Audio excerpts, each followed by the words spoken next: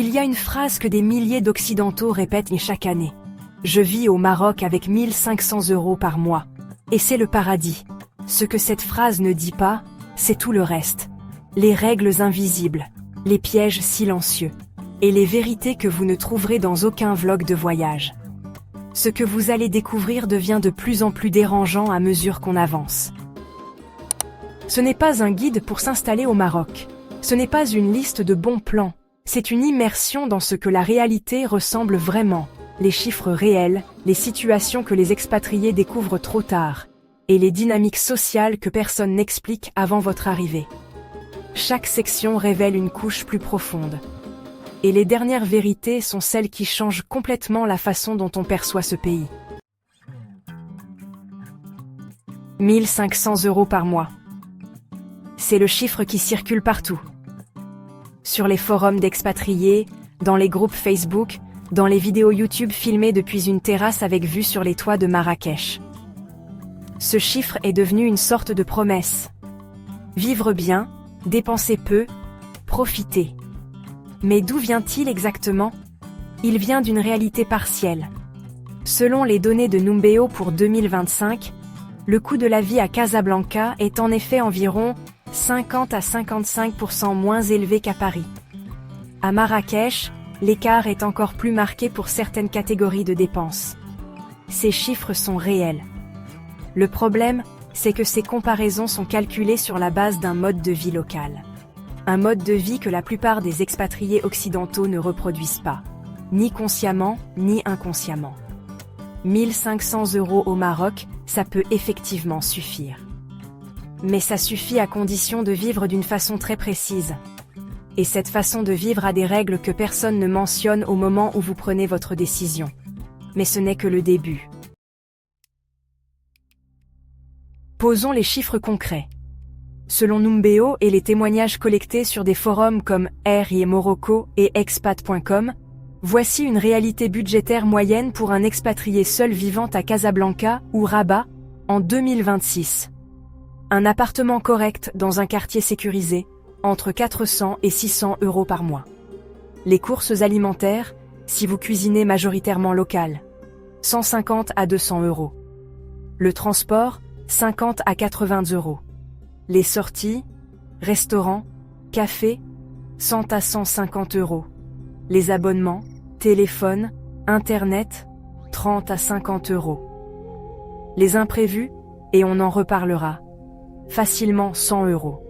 Total, entre 830 et 1180 € dans le meilleur des cas. Il reste donc une marge.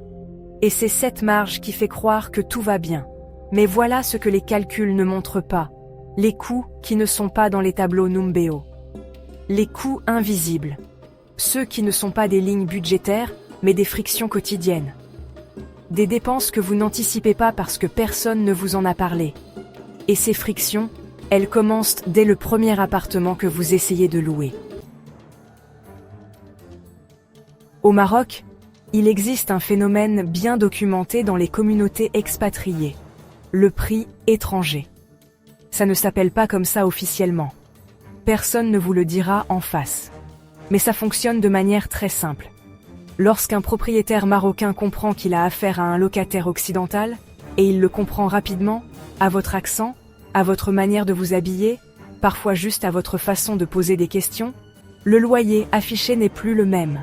Ce n'est pas systématique. Ce n'est pas une règle écrite. Mais les témoignages d'expatriés sur les forums sont convergents. Pour un appartement identique dans le même immeuble, un locataire local peut payer 3500 dirhams, là où un étranger se verra proposer 5000, voire 6000. À cela, s'ajoute une autre réalité que les vlogs ne montrent pas.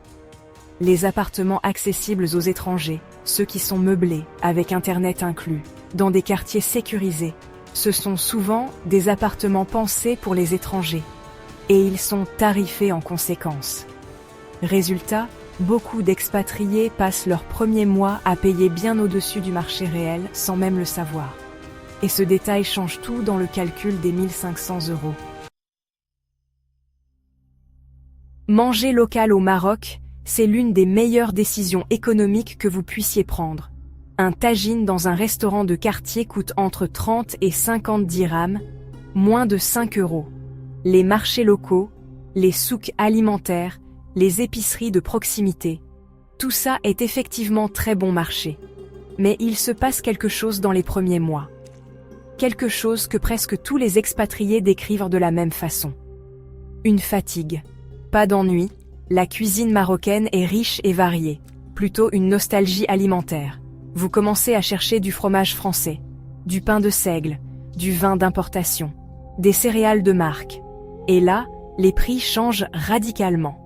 Dans les supermarchés premium de Casablanca, Carrefour, La Belle Vie, les produits importés coûtent souvent 2 à 3 fois leur prix européen. Une bouteille de vin correcte dépasse facilement les 150 dirhams, soit 15 euros. Ce n'est pas un problème en soi, mais c'est une fissure dans le budget. Une fissure qui s'élargit. Sur le papier, se déplacer au Maroc ne coûte pas cher. Les petits taxis sont abordables, les trains entre villes sont accessibles. Et pour les trajets courts en ville, les applications comme Careem ou InDrive ont démocratisé les courses à des tarifs raisonnables. Mais il y a une réalité que les expatriés installés dans des villes comme Casablanca ou Rabat découvrent assez vite. Certains quartiers résidentiels prisés sont mal desservis par les transports en commun. Et dans ce cas, soit vous prenez des taxis régulièrement, soit vous finissez par envisager d'avoir un véhicule. Un véhicule au Maroc, c'est une autre catégorie de dépenses. Assurance, carburant, entretien, et surtout, les aléas de la route marocaine, réputée pour ses nids de poules et ses accidents de 2 roues.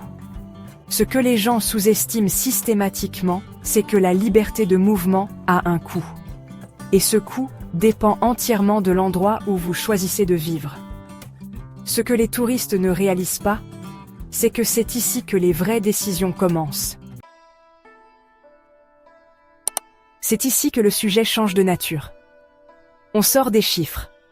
On entre dans quelque chose de plus subtil et de beaucoup plus puissant. Vivre au Maroc avec 1 500 € par mois, ça vous place dans une position économique très particulière. Dans un pays où le salaire moyen tourne autour de 3 500 à 4 000 dirhams par mois, soit environ 320 à 380 €, vous disposez de 4 à 5 fois le revenu moyen local. Ce déséquilibre crée une dynamique sociale que vous ne voyez pas au début. Mais elle est là dès les premiers jours. Les commerçants vous identifient, vos voisins vous observent. Et dans votre cercle social, si vous vous mêlez à des Marocains, une attente implicite se construit. Pas forcément malveillante. Parfois même bienveillante. Mais réelle. On s'attend à ce que vous payiez la note un peu plus souvent. Qu'un service rendu mérite une compensation, que votre budget soit extensible, pas parce que les gens sont malhonnêtes, mais parce que le contexte économique crée cette logique naturellement. La plupart des expatriés mettent des mois à comprendre ce mécanisme. Et certains ne le comprennent jamais vraiment. Au Maroc, il existe un concept que vous n'apprendrez dans aucun guide de voyage. La wasta. Ce mot désigne en arabe l'influence relationnelle, le réseau, les connexions, la capacité à faire avancer les choses grâce aux bonnes personnes. Ce système est profondément ancré dans le fonctionnement quotidien de la société marocaine. Trouver un bon appartement rapidement.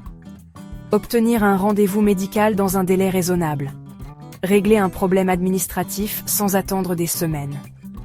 Accéder à certains services sans passer par les files d'attente officielles. Tout ça passe, dans une large mesure, par la wasta.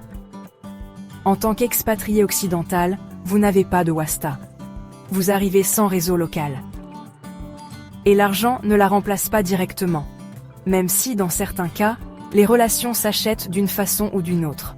Ce que cela signifie concrètement, des démarches qui vous prennent 3 fois plus de temps. Des frustrations administratives que les Marocains de votre entourage règlent en un coup de téléphone. Une sensation persistante d'être à l'extérieur d'un système qui fonctionne, mais pas pour vous.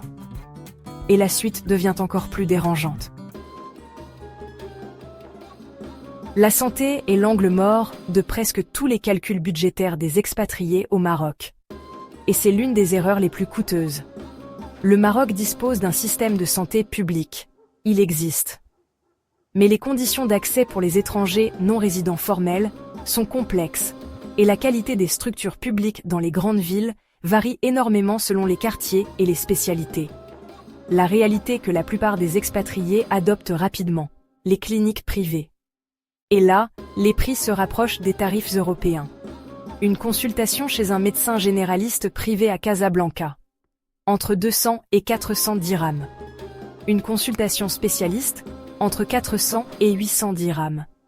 Des examens, des analyses, une hospitalisation non prévue, et le budget de plusieurs mois peut s'évaporer en quelques jours. Sans mutuelle internationale, sans assurance expatriée souscrite avant le départ, cette réalité peut devenir catastrophique.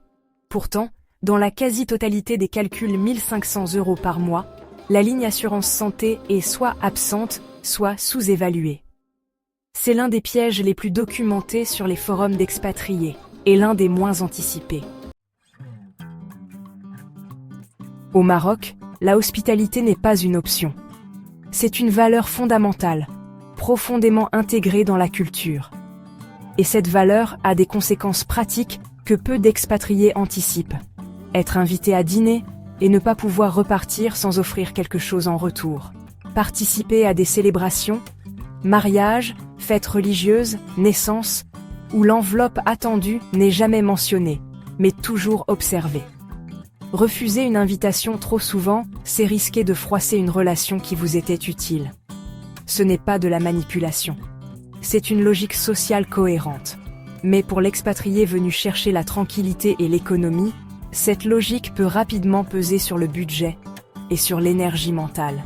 Et il y a quelque chose de plus subtil. L'isolement comme alternative. Certains expatriés choisissent de rester dans leur bulle. Expatriés entre eux, quartiers internationaux, restaurants pour touristes. C'est possible, mais ça coûte plus cher. Et ça retire une grande partie de ce qui rend le Maroc intéressant. Il n'y a pas de bonne réponse, seulement un choix avec ses conséquences. Il y a un phénomène psychologique bien documenté chez les expatriés dans les pays à faible coût de vie. On l'appelle parfois l'effet de relâchement budgétaire.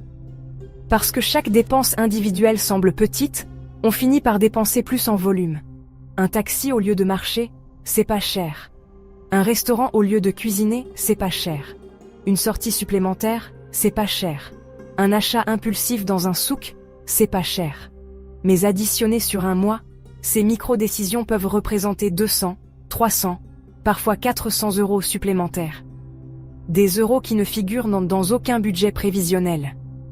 Plusieurs témoignages d'expatriés sur Reddit et Expatica font le même constat. Les 6 premiers mois au Maroc sont souvent les plus dépensiers, paradoxalement.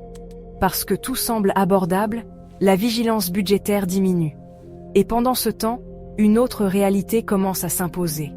Une réalité qui n'a rien à voir avec le budget, mais qui va changer la façon dont vous vous regardez vous-même dans ce pays. C'est le sujet dont personne ne parle ouvertement, pas dans les vlogs, pas dans les forums officiels. Mais dans les conversations privées, entre Marocains, il existe un regard très précis sur l'expatrié occidental venu vivre moins cher au Maroc. Il n'est pas toujours bienveillant. Il y a une forme de malaise qui se développe dans certaines couches de la société marocaine urbaine et éduquée.